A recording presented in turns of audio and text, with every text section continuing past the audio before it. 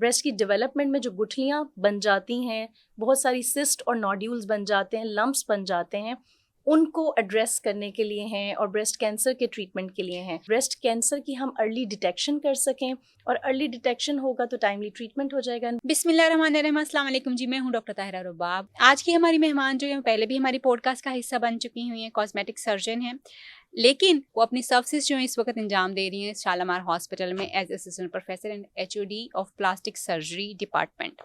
Assistant professor होने के साथ साथ जो है मैडम की स्पेशलिटी जो है ब्रेस्ट रिकन्स्ट्रक्शन में, जो उन्होंने UK से किया हुआ है। ब्रेस्ट के अराउंड जितने भी मसाइल हैं, ब्रेस्ट का साइज़, उसकी ऑगमेंटेशन, ब्रेस्ट बड़े उनको छोटा करना, जो भी टाइटनिंग वगैरह जो है, वो ये सारे मसाइल को वो डील करती हैं।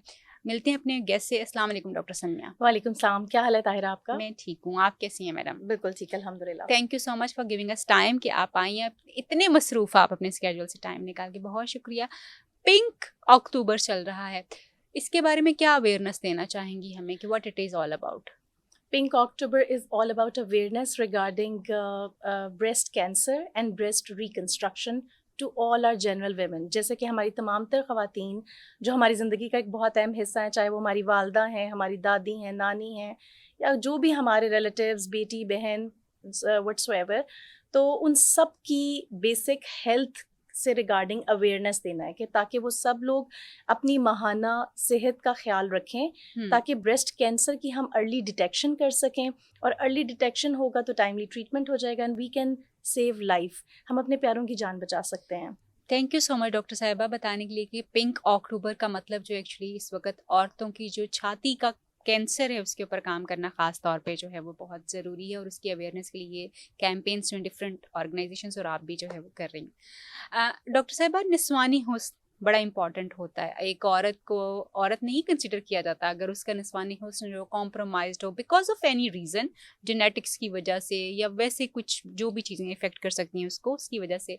व्हाट डू यू थिंक कि ये निस्वानी हुस्न जो है, क्या इसको बढ़ाया जा सकता है, कम किया जा सकता है? क्या मतलब क्या हो सकता है इसके लिए पॉसिबली? वो औरतें जो कि ख़ास तौर पे अंडर स्ट्रेस होती हैं अपने निस्वानी हुस्न के ज़्यादा होने की वजह से भी और कम होने की वजह से भी।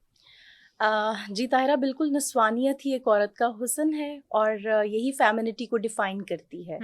बहुत सारे मसाइल हैं, जब भी एक औरत बच्ची पैदा होती है, फिर वो सने बलूगत में आती है, एडोलेसेंस के फ़ेज़ में उसकी बॉडी में चेंजेस आते हैं, जिसमें सबसे पहले ब्रेस्ट की ग्रोथ स्टार्ट होती है and that is the phase of initial 1 और 2 ईयर्स के ब्रेस्ट की ग्रोथ डेवलप हो जाती है। कुछ लोगों में कुछ ख़वातीन में ये ग्रोथ बिल्कुल नॉर्मल हो जाती है, that's absolutely fine, but there are 2 more populations जो कि सफ़र करती हैं। एक पॉपुलेशन वो है जिसमें ब्रेस्ट का साइज़ डेवलप नहीं होता एंड डेफिनेटली जो करंट सर्कमस्टांसेस हैं, सोशल प्रेशर्स हैं, उनमें वो तमाम तर बच्चियाँ बहुत ज़्यादा स्ट्रेस्ड हो जाती हैं, अंडर कॉन्फिडेंट हो जाती हैं and at times they get bullied from within the family as well as the surroundings, उनके अपने फ्रेंड जोन के अंदर।